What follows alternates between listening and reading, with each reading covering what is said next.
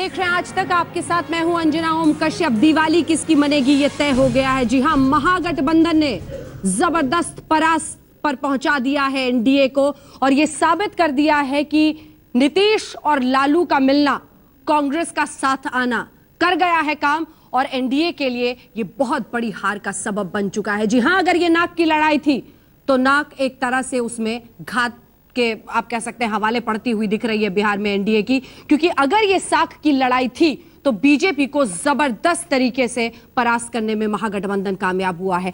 हार के नतीजे बीजेपी के लिए, आखिर क्यों महागठबंधन ने इस तरह से बिल्कुल पीछे छोड़ दिया, क्यों ये फासला? आप सोचिए कि एंटी इनकम्बेंसी नाम की कोई चीज दिखाई ही नहीं दी।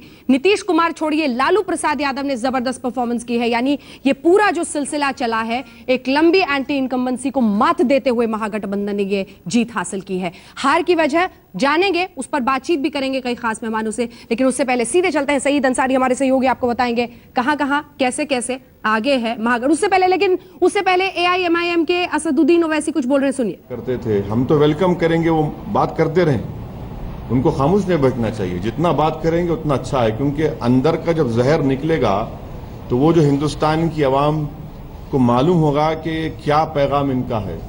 तो अच्छी बात है, बोलते रहें। वो अभी बिहार का नतीजा आ चुका है, और भी नतीजे आएंगे उनके खिलाफ, मगर इस नतीजे को आप ये भी देख लीजिए कि जहां कांग्रेस होगी वहां पर डिफरेंस हो सकता है।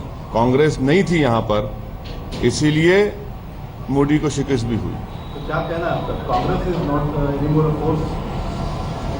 अब मैं भाई बहुत पुरानी पार्टी है, ओल्ड पार्टी है, मैं कैसा तबसरा करूंगा, मगर ये बात तो है ना, फैक्ट्स तो ये बता रहे हैं, डेटा ये बता रहा है कि पार्लियामेंट इलेक्शन का देख लीजिए, बाद में जितने असेंबली इलेक्शन हुए और इंक्लूडिंग बिहार, तो ये बात सामने आ रही है। Sir, if there is a scenario in 2019, as you say that Congress not the alternative, but if regional parties come together, जीत का संदेश तो साफ है, लेकिन हर हार एक सबक लेकर आता है।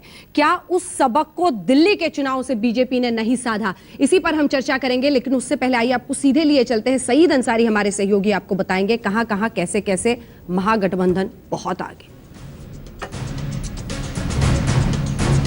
सर आगे।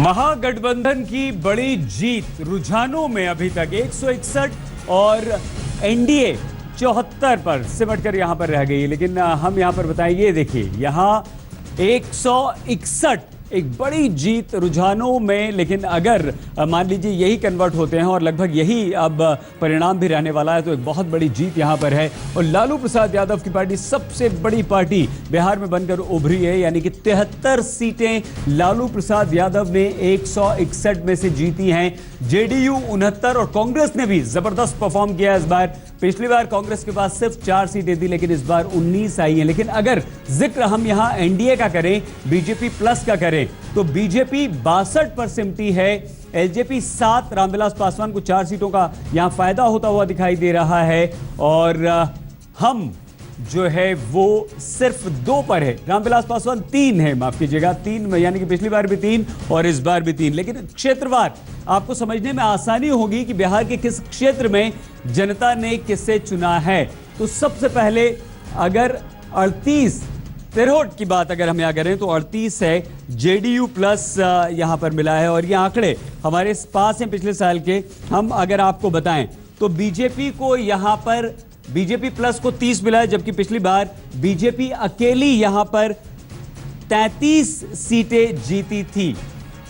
इस बार 30 है, लेकिन पिछली बार की बात हम कर रहे हैं कि 33 सीटें अकेली जीती थी, यानी कि नुकसान हुआ है 38 जेडीयू, अन्य 34 सीटें जेडीयू के पास पिछली बार के चुनावों में, यानी कि 2010 में यहां पर थी, और इस बार 38 है, अन्य 5, और ये अन्य 5 पर यहां पर कब्जा कर चुके हैं, यानी कि बीजेपी को नुकसान हुआ है और जेडीयू को यहां पर फायदा हुआ है। मिथिलांचल, अगला मिथिलांचल की अगर हम बात करें तो यहां पर देखिए सबसे पहले 9 बीजेपी प्लस, जबकि नुकसान बीजेपी को इसलिए हुआ है कि पिछली बार मिथिलांचल में अकेले बीजेपी के पास 12 सीटें थी, 34 जेडीयू प्लस यानी कि महागठबंधन के पास यहां 34 है, जिसमें से 22 पिछले चुनावों में जेडीयू के पास थी, यानी कि इसका मतलब यह हुआ कि यहां उनके सहयोगियों को आरजेडी के पास 3 सीटें थी और कांग्रेस के पास यहां कोई सीट नहीं थी। यानी कि इस बार फायदा आरजेडी जेडीयू दोनों को मिलाकर। पूर्वी बिहार की अगर बात करें तो सबसे पहले एक बार फिर से जबरदस्त नुकसान पूर्वी बिहार में बीजेपी को हुआ है। पिछले चुनावों में 17 सीटें अकेले बीजेपी के पास थी, लेकिन इस बार बीजेपी को यहां पर 14 सीटें मिली हैं गठबंधन को, बीजेपी के साथियों को मिलाकर, यानी कि नुकसान जबरदस्त हुआ है। और नहीं, एक सेकंड और, 26 सीटें हम आपको बता दें पिछले बार का मिथिलांचल यहाँ ईस्ट का बता दें, मगध पे आगे आएंगे, लेकिन वो बता दें कि वहां जेडीयू को 13 सीटें थी। मगध यहां शुरुआत हम करते हैं 48 यानी कि महागठबंधन से, तो मगध में 38 सीटें अकेले जेडीयू के पास थी और 4 सीटें आरजेडी के पास थी। बीजेपी के बारे में जल्दी से, मगध के बारे में हम आपको बता दें कि बीजेपी को बहुत ज्यादा नुकसान हुआ है। पिछली बार मगध में बीजेपी के पास 20 सीटें थी और इस बार 15, यानी कि बीजेपी को बहुत बड़ा नुकसान मगध में यहां पर हुआ है और यहां पर फायदा महागठबंधन में भी हुआ है।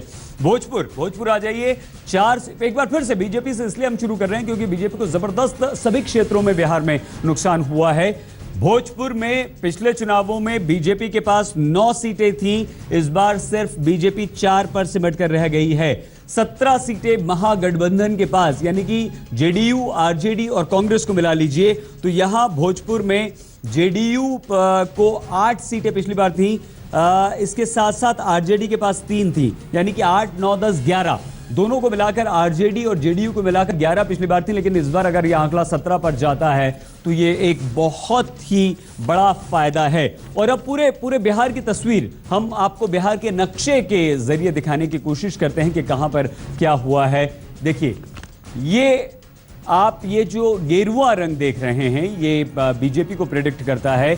और हम आपको बता दें, अगर यहां से शुरू करें हम पश्चिमी चंपारण से, इस तरफ देखिए, ये पश्चिमी चंपारण से नीचे आइए, बेतिया, गोपालगंज, मोतिहारी, पूर्व चंपारण, सिवान, तो यहां पर बीजेपी का असर है। लेकिन उसके थोड़ी सी नीचे अगर आप यहां पर आ जाएं इधर, तो ये हरा रंग जो आप देख रहे हैं ये महागठबंधन का रंग है, यानी कि मुजफ्फरपुर से ले लीजिए, मुजफ्फरपुर, नीचे आ जाइए सारण, और नीचे बक्सर, भभुआ, रोहतास, पूरा औरंगाबाद, गया, जहानाबाद, नालंदा, पटना, हाजीपुर, ये तमाम जगह। और एक बार फिर से अगर हम सीमांचल की तरफ भी आ जाएं, इस तरफ भी आ जाएं, तो यहां पर देख लीजिए आप, सुपौल, अररिया, किशनगंज, पूर्णिया, कटिहार, भागलपुर, खगड़िया, सहरसा, हर जगह आपको हरा रंग, यानी कि महागठबंधन का रंग, जेडीयू, आरजेडी और कांग्रेस का रंग दिखाई देगा। सबसे बड़ा दल बन के उभरे हैं लालू प्रसाद यादव, आरजेडी 75 सीटें, महागठबंधन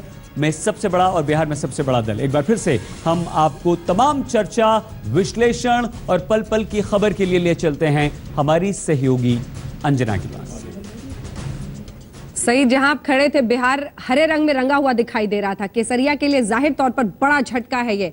आखिर हार की वजह क्या है, उस पर हम करेंगे चर्चा, लेकिन उससे पहले बहुत दिलचस्प है, लालू के लिए लव एक तरह से रिटर्न्स इन बिहार, ये चुनाव जरूर कह रहे हैं, क्योंकि नीतीश कुमार को भी पीछे छोड़कर लालू प्रसाद यादव आगे बढ़ रहे हैं, तो फिर लालटेन का होगा ही बोलबाला। दिखा रहे हैं आपको मनोज्ञा लोईवाल हमारी सहयोगी, किस तरह से वहां पर लालटेन के साथ जश्न मनाया जा रहा है।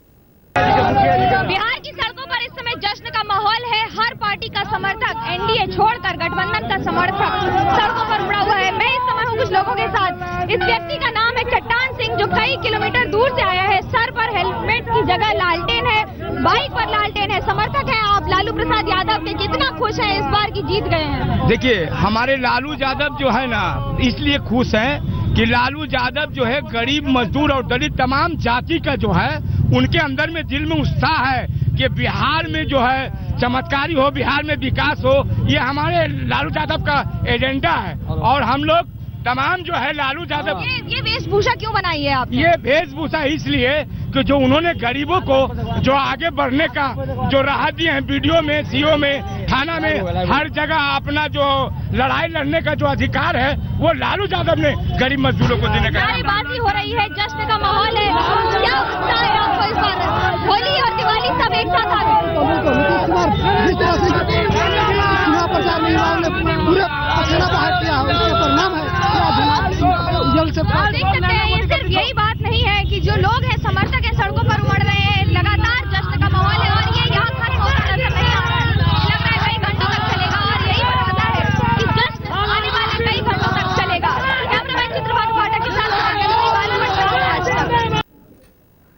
इन चुनावों ने देश की फिजा में एक बदलाव तो जरूर लाया है, उस पर तफसील से बात भी करेंगे। कुछ ही देर में तस्वीरें आने वाली हैं। लालकृष्ण आडवाणी जी से मिलने पहुंचे हैं अरविंद केजरीवाल और कुमार विश्वास, ये भी होना था आज। बहरहाल जन्मदिन का तोहफा जरूर मिल गया है लालकृष्ण आडवाणी जी को, क्योंकि जिस तरह से पूरे के पूरे बीजेपी में उनको एक तरह से हाशिए पर रखा गया था, आज का दिन कम से कम बीजेपी हाशिए पर चली गई है बिहार में, यह कहा जा सकता है। कई खास मेहमान हमारे साथ इस पूरी चर्चा में शामिल हो रहे हैं, आपका परिचय उनसे करा दें और चर्चा की शुरुआत करते हैं। हमारे साथ रामकृपाल जी यहाँ पर स्टूडियो में वरिष्ठ पत्रकार मौजूद हैं, नलिनी सिंह जी हमारे साथ लगातार बनी हुई हैं, आलोक मेहता जी हमारे साथ हैं, खास मेहमान उर्मिलेश जी हमारे साथ इस चर्चा में शामिल हो रहे हैं। चर्चा की शुरुआत करते हैं। कुछ ही देर में वो तस्वीरें भी आपको दिखाएंगे और चिराग पासवान, रामविलास पासवान के घर पर क्या हो रहा है ये सब भी दिखाएंगे। लेकिन इस बीच रामकृपाल जी, ये हार बीजेपी के लिए, क्योंकि हम जो हार की वजह है वो भी जरा अपने दर्शकों को एक बार दिखा दें कि जो हार के संकेत हैं ये बीजेपी के लिए, इसका अर्थ क्या है, जो बड़ी बड़ी बातें हैं बीजेपी के लिए इस हार की, आखिर वो क्या कहती हैं, उस पर हम चर्चा की शुरुआत करेंगे। सबसे पहले तो जो इस अहंकार और गुरूर की बात हो रही थी, क्या उसको ये झटका है? क्या जिस दादरी की बात, जिस गाय की बात हो रही थी, उसको ये झटका है? देखिए, ये इसमें बहुत सारे फैक्टर्स हैं और एक बात तो तय है कि मोदी जी ने यह कहा था कि मुझे सरकार चलाने के लिए बहुमत मिल गया है 282, लेकिन देश चलाने के लिए मैं सबका साथ लूंगा। लेकिन 16 महीनों में जो जिस तरह से पार्लियामेंट पिछली बार हुई, मुझे लगा कि वो साथ तो लेना चाहते हैं, लेकिन वो चाहते हैं कि लोग आकर के साथ दें। समर्थन, बड़प्पन ये होता है कि आपको थोड़ा, जब आप मालिक की पोजीशन में होते हैं, मुखिया की पोजीशन होते हैं, तो आपको विनम्र होता है, सुनने और सहने की आदत डालनी पड़ती है और दिल जीतना पड़ता है। अगर ये होता, मुझे लगता है, तो शायद ये स्थिति नहीं होती। लेकिन देखिए, लालू क्यों दिल जीत गया? मैं ये पलटना चाहती हूँ, लालू क्यों दिल जीत गया? मैं इसीलिए बोल रहा हूँ कि देखिए, ये 2 रिमोट कंट्रोलों की लड़ाई थी, मोदी बनाम लालू। ये मोदी की पराजय है, लालू की जीत है, इसमें कोई दो राय नहीं है। और लालू का जो एक तरह से बिहार में पूरी वापसी हुई है, जिस भी तरह का उन पर कहा जाए कटाक्ष हो रहा था, क्योंकि हमले सबसे ज्यादा लालू पर हुए थे। याद रखिए, नीतीश पर आलोचना जरूर थी, लेकिन हमला जो हुआ था जंगल राज और तमाम चीजों का, लालू पर ही हुआ था। और इन दोनों में ये लालू जी की निश्चित रूप से जीत है। मैं कहता हूं कि मोदी की हार थोड़ा कम मैं इसको मानता हूं, लालू की जीत ज्यादा मानता हूं। ठीक है, मैं नलिनी जी आपका रिएक्शन लूंगी, लेकिन उससे पहले जरा तस्वीरें एक बार दिखा दे। रामविलास पासवान के घर पर सन्नाटा है। सन्नाटा तो होना ही है, क्योंकि अब तो वहां पर मामला बहुत ही खराब हो चुका है। जिस तरह से बिहार को साग की लड़ाई बताई जा रही थी, वहां पर तो साग जाती हुई दिख रही है। वो तस्वीरें जरा आपको दिखाते हैं। कि लोक जनशक्ति पार्टी का चुनाव चिन्ह बंगला है, लेकिन दिल्ली में उनके बंगले पर आप देख सकते हैं कि जैसे जैसे बिहार की तस्वीर साफ हो रही है, यहाँ पर सन्नाटा पसरता जा रहा है। रामविलास पासवान के बंगले पर अगर आप आम तौर पे आएँ, आम दिनों में भी आएँ, तो वहाँ पर काफ़ी चहल पहल होती है, लोगों की भीड़ होती है। लेकिन आज जैसे जैसे बिहार के नतीजे सामने आ रहे हैं, यहाँ पर लोगों के जो चेहरे हैं, उनके स्टाफ के जो लोग हैं, उनके जो समर्थक हैं और इक्का दुक्का लोग जो घर पे हैं, उनके चेहरे उतर गए हैं। मैं अपने कैमरामैन से कहूँगा दिखाएं उनके घर के बाहर ये जो दफ्तर है, वहाँ पर लगातार सुबह से जब नतीजे आ रहे थे तो लोग देख रहे थे, टेलीविज़न पर नतीजे देख रहे थे। शुरुआती दौर में जब ऐसा लगा था कि एनडीए को बढ़त मिल रही है, तो स्टाफ के लोग जो है मीडिया के लोगों के साथ लगातार टेलीविज़न पे अपनी नज़रें गड़ाए हुए थे। लेकिन उसके बाद जैसे जैसे तस्वीर बदलती गई और ये लगा कि महागठबंधन जीत की ओर बढ़ रहा है, उसके बाद आप देख सकते हैं उनके स्टाफ के लोग, उनके घर के लोग बाहर आ गए हैं। उनकी कोई रुचि नहीं है देखने में कि कौन जीतता है। तस्वीर लगभग साफ हो चुकी है, महागठबंधन जीत की ओर बढ़ चुका है। और सुबह हमसे चिराग पासवान ने बात की थी। सन्नाटा इसलिए क्योंकि पूरी तरह से शिकस्त। हमारे साथ संबित पात्रा जी भी अब जुड़ गए, लेकिन नलिनी जी जल्दी से आपसे, अब की बार बाहर हो, नीतीश कुमार हो, वो हो गया। देखिए, ये पता लगता है आगे के लिए कि विपक्षी पार्टियां अगर गोलबंद हो जाएं, तो राष्ट्रीय पार्टी जो सत्ता में होगी उसका धराशायी होना लिखा हुआ है। दूसरा ये कि अगर सिर्फ केंद्रीय नेतृत्व हो, लोकल लीडर्स को ना लीजिए, तब धराशायी। और अब आप देखिए कि रिफॉर्म्स का क्या होगा, ये सेंटर में जो सुधार होने थे उसका क्या होगा, और क्या कैबिनेट रीशफल होगी। ठीक है, संबित जी हमारे साथ जुड़ गए। संबित जी, मैं चाहती हूँ कि आप सबको सुने, क्योंकि आज बहुत जरूरी है बीजेपी भी कुछ बातों को सुने और समझे। उर्मिलेश जी, आपका क्या पूरी रीडिंग है? देखिए, जहाँ तक मैं समझता हूँ, अगर आप ये समझना चाहती हैं कि बीजेपी क्यों हारी, तो उसकी मुख्य वजह यह है कि बिहार की जनता ने नीतीश कुमार के बेहतर कामकाज, लालू प्रसाद के समावेशी जो विकास और जो उनके सामाजिक न्याय का जो नारा था, इन दोनों को दोनों पर यकीन किया है। नहीं, आप कह रहे हैं कि नीतीश वर्सेस मोदी, नीतीश का काम बेहतर लगा। देखिए, लोकसभा चुनाव में लोगों ने गुजरात मॉडल जो विकास का था उसको पसंद किया था बिहार के लोगों ने। लोगों ने समझा कि गुजरात मॉडल ऐसा है जो उस बिहार को भी दुनिया के विकसित जो क्षेत्र हैं उनके मुकाबले उतार देगा। क्योंकि बहुत सारे लोगों को यकीन भी नहीं था कि गुजरात मॉडल क्या है, नहीं है, देखा भी नहीं था। लेकिन 17-15 महीने में इस दौरान जब से सरकार है लोकसभा में, जब से उनको पूर्ण बहुमत आया, लोगों ने देखा कि बदहाली बढ़ रही है, लगातार महंगाई बढ़ रही है, लगातार इंटॉलरेंस बढ़ रहा है। और उस वक्त भी नीतीश और लालू लगातार कहते थे अपने चुनाव भाषणों में कि भाई गुजरात मॉडल एक फसाड है, एक झूठ है और बिहार में वो मॉडल नहीं चल सकता। वो चाहते थे कि समावेशी विकास को लोग एक्सेप्ट करें। इस चुनाव ने बता दिया कि जो मिथ था उस विकास का, जो बेसिकली कारपोरेटिव विकास है, जो एक खास ढंग का विकास है जिसमें इक्वेलिटी को महत्व नहीं मिलता, जिसमें समावेशी विकास को महत्व नहीं मिलता, बिहार की जनता ने उस मॉडल को इतने कम दिनों में, 1.5 साल में केवल समझ लिया कि जो नीतीश कह रहे थे, जो लालू कह रहे थे, वही बेहतर है बिहार। अभी तक आलोक जी, महत्वपूर्ण यह है कि या तो विकास पे वोट किया या इंटॉलरेंस और महंगाई के खिलाफ वोट किया। क्यों वोट किया? देखिए, विकास तो सब चाहते ही थे, लेकिन साथ में मैं हमेशा इसीलिए कहूंगा कि उनके अपने साथियों ने जिस तरह से इतने ऐसे बयान दिए, साधु हत्याएं हुई, कहीं कुछ हुआ, उन लोगों ने भी एक डैमेज किया, पूरे एटमॉस्फेयर को इतना खराब बना दिया। और जिस तरह से एग्रेसिव करके क्षेत्रीय क्षत्रप, जिससे कांग्रेस का पतन हुआ, वही पतन भारतीय जनता पार्टी का बिहार में हुआ। क्षेत्रीय नेताओं को छोड़ दिया और केवल राष्ट्रीय स्तर पर उस चुनाव को लड़ा गया।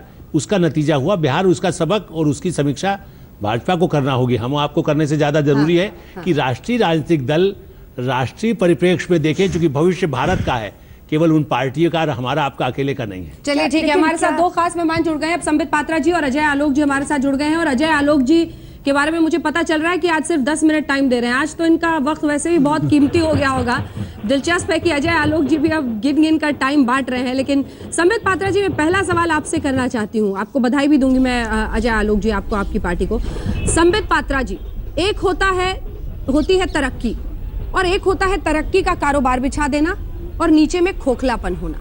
भाषण से अब चुनाव नहीं जीते जा सकते हैं, ये संदेश साफ है। देखिए, पहले तो मैं अजय आलोक जी को बधाई दूंगा। हाँ, हम बिहार में हारे हैं, उसके कई कारण जरूर होंगे, क्योंकि बिना कारण तो कोई हार नहीं होती है। मगर जैसे एक अंग्रेजी में कहावत है, success has many fathers and failure has none. अब देखिए, उसका जीता जागता उदाहरण आज हम जब शुरू में काउंटिंग कर रहे थे उसी का मिला। जब 10 बजे तक रुझान ऐसे दिखा रहा था मानो एनडीए जीत रहा है, तो उस समय तमाम चीज़ें जो एनडीए की थी वो सबको अच्छी लग रही थी। एंकर्स भी हमसे ऐसे ही पूछ रहे थे, आपने तो कमाल कर दिया।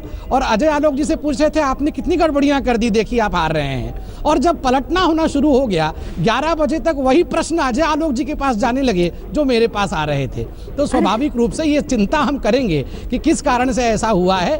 और बड़ा दिलचस्प है कि आज भी आपको मीडिया में गलती दिख रही है। नहीं, मीडिया में नहीं, मैंने मीडिया में नहीं कहा। अरे साहब, नतीजे के हिसाब से तो सवाल होंगे प्रभु, नतीजे के हिसाब से तो सवाल होंगे। बिल्कुल, ये कौन सी बात हो गई? मैं तो बहुत गंभीर मुद्दे पर बात कर रही हूँ सर। मैं तो ये कह रही हूँ कि तांत्रिक, लोकतांत्रिक, डीएनए ऐसी बातें नहीं काम आएंगी। भाषण और उसका स्वरूप अब वोट नहीं। उससे पहले आपको रोक रही हूं सर, क्योंकि मल्लिकार्जुन खड़गे कुछ कह रहे हैं, पहले सुना देते हैं फिर। 18 सीटों पर कांग्रेस का आगे होना, ये भी बहुत बड़ा संकेत है बिहार के नजरिए से। संबित जी, वापस गंभीर सवाल पर पहुंचते हुए, 3 बड़ी पार्टियां महागठबंधन की और तीनों को लेकर अगर मिला लें तो 50 साल का एंटी इनकम्बेंसी एक तरह से कहीं दिखा ही नहीं, और आप फिर भी उनको नहीं परास्त कर पाए। ये अपने आप में राइटिंग ऑन द वॉल बहुत क्लियर है, और जिस लहर को हम देख रहे थे लोकसभा में, वो पूरी तरह से परास्त है। मैं इसका अभी उत्तर देता हूं, मगर पहले उर्मिलेश जी ने कहा कि ये गुजरात मॉडल वर्सेस नीतीश कुमार जी का बिहार मॉडल था। और जो गुजरात मॉडल था वो कहीं ना कहीं एक ऐसा खराब मॉडल था जो कि केवल कॉर्पोरेटिव मॉडल था, कॉर्पोरेट्स पे काम करता था, और उसको बिहार में लोगों ने रिजेक्ट किया। ये बात हकीकत नहीं है। उर्मिलेश जी, गुजरात में भी 4 बार नरेंद्र मोदी को उन्होंने चीफ मिनिस्टर बनाया। अगर गुजरात मॉडल फॉल्टेड होता तो उसका उसी समय गुजरात के लोग जो है उसका बहिष्कार कर देते और पहली बार के बाद दूसरी बार नरेंद्र मोदी को चीफ मिनिस्टर नहीं बनाते। इसलिए वो फॉल्टेड नहीं था, अन्य कारण हैं, उसको आप इस मॉडल से मत जोड़िए। दूसरा मुझे लगता है संबित मैं कंप्लीट कर लूं, सर मैं कंप्लीट कर लूं, उसके बाद आप जरूर दूसरा सवाल पूछ लीजिए। Extremely sorry. No sir. दूसरी बात है, आप देखिए जिस दिन मैं बिल्कुल खुल के कह रहा हूं, पहले तो बधाई भी दे रहा हूं, मगर आपने विश्लेषण करने कहा इसलिए विश्लेषित कर रहा हूं। जिस दिन महागठबंधन बना, तमाम जगह हमारे पार्टी के अंदर भी ये सुगबुगाहट थी और तमाम मीडिया में चर्चा का विषय बना। क्या ये जातीय आधार पे एक गोलबंदी की गई? क्या सभी जाति के समी, जिसको आप लोगों ने और हम लोगों ने भी MY फैक्टर कहा और बड़े खुल के कहा, इस पे चर्चाएं भी हुई, इस पे विश्लेषण भी हुआ, तो स्वाभाविक रूप से क्या ये अरिथमेटिक्स ऑफ कास्ट है या नहीं है? अरिथमेटिक आपने भी करने की खूब कोशिश की, आपने भी 22 यादवों को टिकट दिया, इसलिए इस अरिथमेटिक का बहाना बनाकर अभी भी अगर आप नहीं सामने में देखेंगे आईने में तो दिक्कत होगी। संबित जी, मैं आईने में देखना तो आवश्यक है। अजय आलोक जी का टाइम जरा आज बता रही हूँ ना सर, उनका वैल्यू ज्यादा बढ़ा हुआ है क्योंकि इस तरह के जबरदस्त नतीजे आए हैं। अजय आलोक जी कुछ ही देर के लिए हमारे साथ है, मैं लौट रही हूँ आपके पास। संबित जी तो थोड़ी देर रुक सकते हैं हमारे साथ। अजय आलोक जी, पहले तो बधाई। धन्यवाद। देखिए, मैंने पहले भी कहा था लोकसभा चुनाव के बाद कि हार के बाद भी हम नम्र थे और आज जीत के बाद भी हम विनम्र ही रहेंगे। लेकिन संबित जी बार बार ये कह रहे हैं कि कास्टों का अरिथमेटिक किया गया, तो ये कास्ट, इस पूरे इलेक्शन का जेनेसिस भारतीय जनता पार्टी ने कास्ट कम्युनल करने की शुरू से कोशिश की, चाहे वो यदुवंशियों का आह्वान देना, चाहे वो गाय का मामला हो, चाहे दादरी का बीफ का मुद्दा हो, चाहे तमाम 3 इडियट्स हों, हर जगह पे कास्ट और कम्युनल करने की कोशिश भारतीय जनता पार्टी ने की। बिहार की जनता इसे समझ गई और 18 महीने में इनके वायदे क्या हुए, क्या जमीन पे नहीं उतरे, उस पर उन्होंने मैंडेट दिया। अजय जी, और अगड़ा पिछड़ा की लड़ाई जो लालू जी ने शुरू में ही बता दिया, वो क्या था? अगड़ा पिछड़ा की लड़ाई लालू जी ने शुरू में नहीं बोला। ये बात भी सबसे पहले यदुवंशियों का आह्वान करने के बाद, जब मुजफ्फरपुर की रैली में प्रधानमंत्री ने यदुवंशियों का आह्वान किया कि मैं द्वारका से आया हूँ, यदुवंशियों जागो, तो आप क्या उम्मीद करती हैं कि लालू यादव चुप रहेंगे? देखिए, लालू यादव जी ऐसे शख्सियत हैं कि अगर आप उनको छेड़िएगा तो वो आपको छोड़ेंगे नहीं। वही उन्होंने किया, तो क्या गलत किया? ये जवाब है आपका, ये जस्टिफिकेशन है आपका? ये विनम्रता तो नहीं है। ये क्या बात हो गई? जाति बंधन तो आप नहीं की। ये कह रहे हैं MY कॉम्बिनेशन। तो आज मैं ये पूछना चाहता हूँ संबित जी से कि महादलित के 2 नेता रामविलास पासवान और जीतन राम मांझी को इन्होंने हाशिए में पहुंचा दिया, तो कहाँ गया महादलितों का वोट? आज तो परिणाम दिखा रहा है कि सारे महादलित और अति पिछड़ों का वोट इस गठबंधन को मिला। तो कौन सी जातीय समीकरण की बात कर रहे हैं? हम तो एक ही समीकरण पे गए थे, बिहार समीकरण, और बिहार समीकरण हमारे पक्ष में है। वोट शेयर्स का अंतर देखिए संबित जी, तब उस पर विश्लेषण कीजिए, तब कास्ट अरिथमेटिक की बात कीजिए। अच्छी बात है, हम लोग जीते हैं, बधाई दे रहे हैं, उसको हम स्वीकार करते हैं और उम्मीद करते हैं कि केंद्र भविष्य में सहयोग करेगा। मोदी जी अपने वायदे को भी याद करेंगे, क्योंकि रैली में उन्होंने कह दिया था 1,65,000 करोड़ भाइयों बहनों, मैं ऐसे आदमी को कैसे दे दूं, इसके हाथ में ये पैसा सुरक्षित नहीं है। तो आप बताइए वो 1,65,000 करोड़ आएगा या कब आएगा? क्योंकि अब तो सरकार बनने के बाद हम उम्मीद करते हैं कि केंद्र हमारे साथ सहयोग करेगा, क्योंकि सहयोग नहीं करेंगे तो ये बात फिर अन्य राज्यों में भी जाएगी। तो क्रेडिबिलिटी पे क्वेश्चन अब आपके पर है, हम लोग पे नहीं। चलिए ठीक है, इसका जवाब भी लेंगे। और अजय आलोक जी, आज तक पर आप हैं तो थोड़ा सा आपसे निवेदन है कि हाँ ये जीत का दिन है, थोड़ा सा वक्त और दे दीजिए, थोड़ी देर और रुक जाइए हमारे साथ, क्योंकि एक ब्रेक के लिए मजबूरन हमें रुकना ही पड़ रहा है। इन्हीं तमाम सवालों के साथ हम फौरन लौटेंगे, लेकिन ये बड़ी जीत है महागठबंधन के लिए, और उतनी ही बड़ी ये खाई जैसी हार है एनडीए के लिए। देखते रहिए।